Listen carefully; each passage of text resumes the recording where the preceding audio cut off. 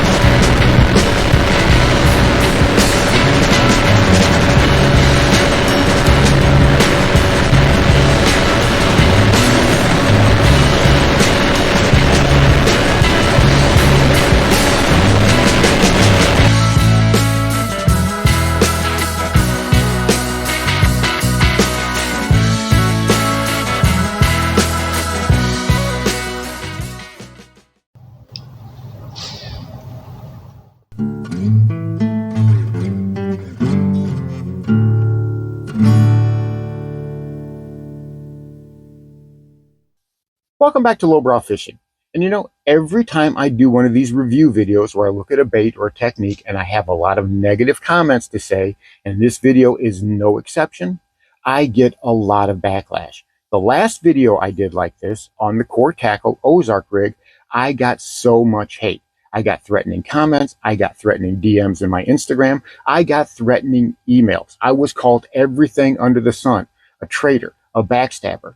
Every type of negative comment was directed at me. There was so much hate and vitriol that was thrown in my direction. I was even doxxed, all because I said some things that I thought were truthful, and I stand by to this day. Somebody didn't like it. They thought I was attacking them personally because I said something about somebody they liked, somebody they followed, somebody they have a lot of respect for. And because somebody was truthful about it, they didn't like it and they decided to attack them. Well, I kept that video up and it's going to stay up simply because of the fact that I also get a whole bunch of comments about guys telling me, thank you for saying that. Thank you for saying what I was feeling. Every time I tell people I don't like the Ozark rig, I get attacked. Everywhere I go, people attack me viciously. Well, you know what? This is America. We should be able to say what we think. We should be able to have an opinion about something that's different from everybody else's without getting filled with a bunch of hate. There's one segment of the population that is bad about that. If you say something that is different, if you go in a different direction that they don't like, if you are guilty of wrongthink, they jump all over you and they threaten you, right? I experienced that firsthand. Is that the type of person you want to be? Or are you going to allow someone to have a different opinion?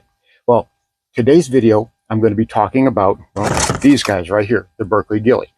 And I do have a lot of negative things to say. Not all, but mostly. And before we get started, if you like what I'm doing here, click that subscribe button down below. And while you're down there, click that like button. It really does help this channel grow. And if you have a minute, head on over to my Patreon page. It's where I post videos that I don't post here. They're more personal, behind the scenes things about me refurbishing my boat, and polls that I post. I think you're going to like it. The link is in the description. So let's get right to it. The Berkley Gilly.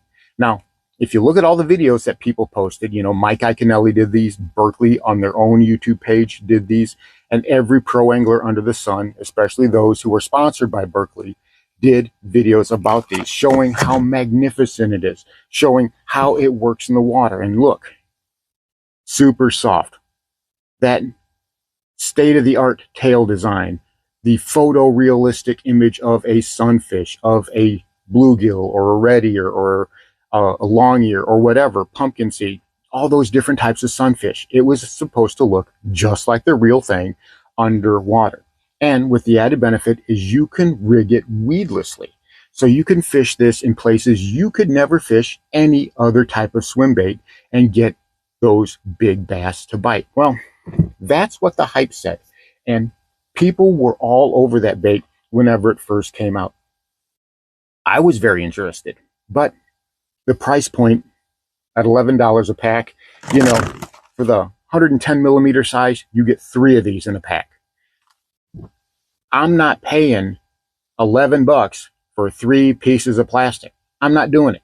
I don't care how good it is. And I was proven right about that. So why did I get so many of these? I have several packs in several different sizes. That's because I found them on closeout on Tackle Warehouse. They're also on closeout on Bass Pro.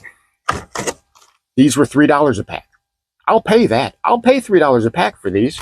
So that there has got to tell you something. Did Berkley discontinue the Gilly? I don't know. But I do know that everywhere I've looked, they are on discount. They're on clearance. And the hype around these things has certainly faded. Let's talk about why. Why the Berkley Gilly, in the end, just didn't work. You know, it was supposed to revolutionize bass fishing. And I'm not going to say it's not a bad idea, but there are some fatal flaws with this thing that really do keep it from working as well as it should. And the first thing is that thickness. You're supposed to rig it on an extra wide gap EWG hook. Now, the package doesn't say how big, but if you take something standard size like this 3/0, this is a 3/0 EWG hook. This is common. This is, you can use this for a worm, you can use this for a creature bait, or pretty much anything else. But if you try to use it for this, well, you've got these little slits in here. You've got little markers that show you where you can put the hook, right? And when you rig it that way, well, the problem is the body, especially down here in the bottom, is wide as the hook. It's too wide. So you don't have any hook penetration. These things are notoriously bad when rigged on an EWG for having terrible hookups. I mean, I'll show you real quick. I'm going to rig this up in the Texas rig fashion, how they say to do it.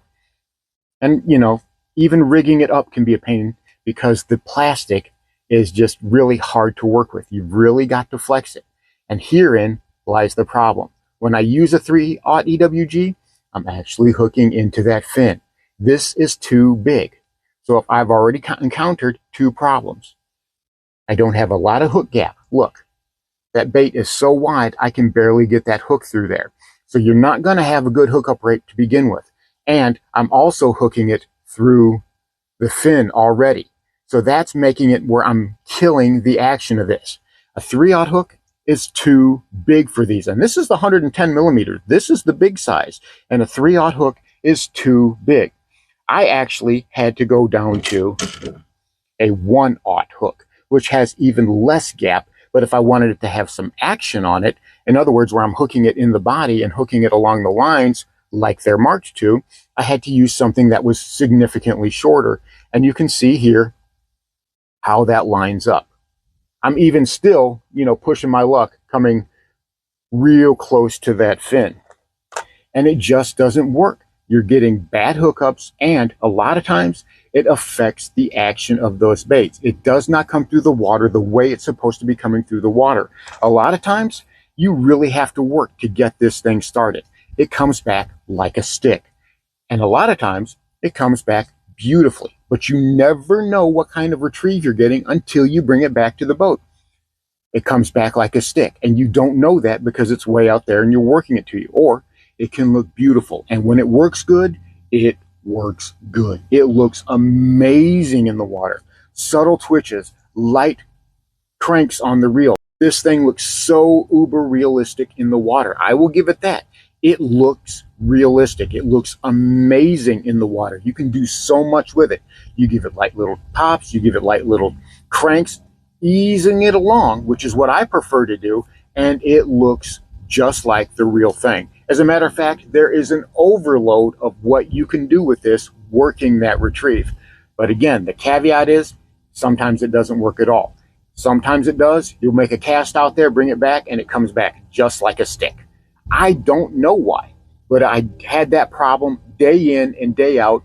I mean, I devoted a lot of time working with these. I devoted many days working with these. I probably got 20 to 25 hours in this video just working with these so I could have a good idea. So another thing people are going to tell you to do is to put a nail weight in them. And to be fair, they do have a little marker right here for you to insert a nail weight in there, which makes these kind of go down. It makes them kind of hunt on the bottom of the lake bed, which is great, especially during the spawn, right? You can have these things like they're wiggling through on a bass's bed and they'll get gobbled up. But for regular swim bait fishing, it's not going to work so good. So what I do is I take it and I put the point in like that, and I shove it in from the belly up towards the mouth. Now, the reason why I'm doing it that way, obviously, it's going to give me a belly weight, which is going to make that bait sit more like this in the water, regardless of the hook position. But another reason is because, well, I like to skip my baits. And if I have the nail weight like that, it slides through, because even if you put it in the water, even if you embed it in the plastic all the way, if you put it like this, these ridges will grip through the plastic and it'll cause that tungsten nail weight to fall right out. It'll eventually work its way out, and it only takes a couple of casts to do it. But again, on the plus side, these things skip amazingly well. I figured they would. You know, like a fluke or a wacky rig, anything that's pretty light and has a wide surface will skip very easily. And this is no exception. I fished these on a bait casting reel. I had a 7.3-to-1 retrieve. It was a 7-foot medium heavy, so standard length, and I was using 30-pound braid to a 17-pound fluorocarbon leader. But I was able to skip and pitch these right up under flooded brush, no problem at all. But again, I figured that was going to be the case because it's a pretty wide area, like you would a flat stone for skipping. So there are some good things. It looks good in the water when it works, and I can skip it. But there are also a lot of bad things. Again, we talked about the hookup ratio, how it does not hook up very well at all. You will get a lot of this, where the back half of that bait is torn off whenever a bass hits it, because they are very soft. There's a lot of material up here, but there's not so much material back here. And it rips and falls apart very easy. Another reason I don't like the $11 price point, because you will get these torn up constantly. I've gone through several packs of them. You know, like I'm down to one in this pack, and I've used up some of the other packs that I've had completely. It's ridiculous how easy they tear up. If a bass hits it, it's done. There's no bringing it back. But that's another thing that's a problem with these, is you're constantly fiddling with them, constantly adjusting them. They don't stay straight on the hook. You bring it back in and you have to adjust it back to how it was, and then you cast it out and it rides back down the hook again. I had that constantly, no matter what hook I used or how and where I was fishing it. So what's the answer? What's the verdict? Well, the verdict is pretty much, I don't like them. They are absolutely terrible. I don't find any redeeming qualities that I would be able to use, because whenever it comes to being a successful bait, what does it have to do? It's got to catch fish. Looking good in the water and doing special things is great. Things that are like skipping or whatever is a great definite plus, but not catching fish. Tearing up easily, especially for the price, having terrible hookups whenever you do get a bite, and just ripping apart, it's not worth it for me. I have much better ways of doing the same thing. This right here, the good old lowbrow rig. I can fish this weedlessly. As a matter of fact, I can fish it more easily. I can rig it easier, and I can fish it in the same areas that I would fish the Gilly. And I catch fish. I will be catching more fish with that. I don't have any of the headaches that go with it. I don't have any of the hangups that go with it. And as far as something that I want to look super uber realistic, oh, but what about how realistic it looks? Well, I've got this. This is a jointed hard plastic swim bait.